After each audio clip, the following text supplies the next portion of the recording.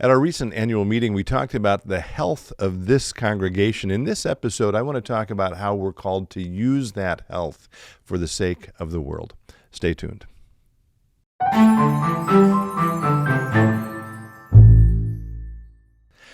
Hello, friends. Pastor Tim Westermeyer here, Senior Pastor of St. Philip the Deacon in the western suburbs of Minneapolis. Good to be with you as always. In the last few days, my lovely wife, Amy, sent a text to me and our children encouraging us to listen to a podcast, which was an interview featuring author David Brooks, an author for the New York Times, suggesting that it was really good and valuable and that we should listen to it, and it was the best podcast she'd heard in a long time. So in some ways, this episode right now on this podcast is essentially an encouragement to follow my wife's advice, which is always a good idea. But she was right. It's a tremendously powerful podcast, a wonderful interview with a very thoughtful, intelligent writer and commentator. And it's based on his most recent book, which is How to Know a Person, The Art of Seeing Others Deeply and Being Deeply Seen. Again, by David Brooks. And it so happens that I listened to that podcast, I guess a couple days before our congregation's annual meeting, which just happened yesterday. And I ended up being so taken by what he talked about in the podcast that I actually used it as the opening devotion for that meeting. So I want to just repeat a little bit of what I said there. And one of the themes of that meeting, by the way, is that here at St. Philip the Deacon, one of the words I use to describe this congregation, because I think it's true, is the word healthy. And we could talk about that health in all kinds of different ways. And part of what we were doing at yesterday's annual meeting, or the day before, the day before we're taping this, yesterday, was celebrating that health, right? But I also was making the case that as Christians and as a healthy congregation, it's our responsibility to use that health, to deploy that asset for the sake of the world. And as David Brooks suggests in that interview that he did, and by the way, the podcast that I'm suggesting, it's called No Small Endeavor, and it's episode 141. We will provide a link to that below. But I'm going to just paraphrase some of what he said early on, because essentially the interviewer said, look, David Brooks, you're a famous author, well-respected commentator on culture. Why are you writing a book about how to know people? And he answers by saying, well, part of that is personal. My own journey as a human being who's trying to be a better human being. But part of it is social. And here's some of what he said at the front end of this interview. He said, we live in a time that is weirdly dehumanizing.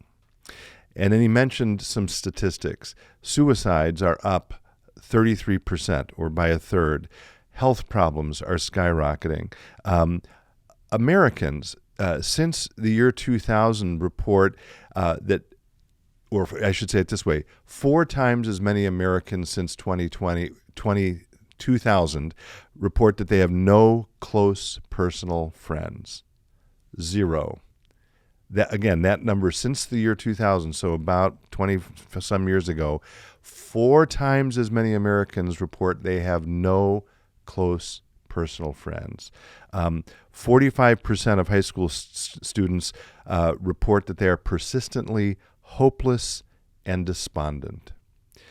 We are, he says, in the middle of a social crisis with low trust, high hostility, and brutal politics. And I don't think any of us would disagree with that. And so he says we need to find ways to be more considerate and better at treating each other with kindness, respect, and understanding. And importantly, he says, not exclusively churches, but historically, churches have been one of the places where we can learn how to do that, where we can practice those kinds of both being known and knowing others, where we can learn to treat others with respect and consideration and understanding. And I guess, again, bottom line, I would encourage you to listen to that interview. I think there's a whole lot that's worth reflecting on. Again, I absolutely celebrate the health. Again, I'll use that word, the health of St. Philip the Deacon. I think it's an amazing thing. I celebrate the health of other churches as well. I'm not trying to be sort of focused only on us. I pray that every church can be healthy. But again, I would just remind us all that health is not only a gift and a blessing, which it most certainly it is, but it's also a responsibility and an invitation to use that health so that others can become healthy as well. So I guess I'll leave it at that. I will conclude with a beautiful quote that, again, this came up in this interview. It's actually not by David Brooks. It's by someone he's quoting, an essayist and poet named David Whyte, Whyte. And he's talking about friendship, right? And I'll just read, the opening is Brooks setting it up. And this is, if you have the book, it's on page 54. Brooks says, in his book, Consolations, the essayist and poet David Whyte observed that the ultimate touchstone of friendship, and here he starts quoting Whyte, is not improvement, neither of the other nor of the self.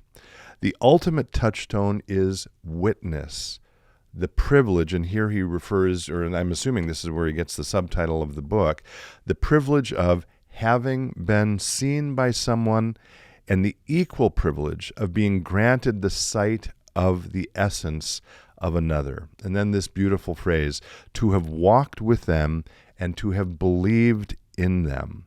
Sometimes just to have accompanied them for however brief a span on a journey impossible to accomplish alone.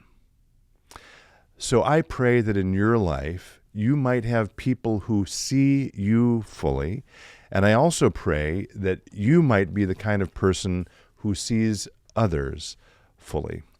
And as always, thanks for being with me. Be well, stay in touch, and God bless.